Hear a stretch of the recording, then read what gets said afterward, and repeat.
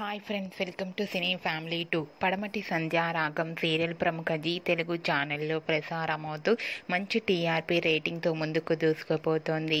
ఈ సీరియల్కి చాలామంది అభిమానులున్నారు.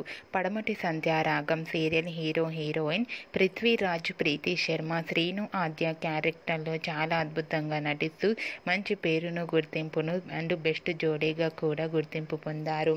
అయితే వీరిద్దరి జోడీ కూడా చాలా బాగుంటుంది.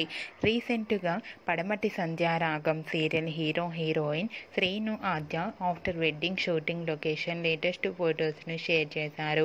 ఆ ఫొటోస్లో శ్రీను ఆద్య చూడముచ్చటైన జంటగా చాలా అందంగా కనిపించారు.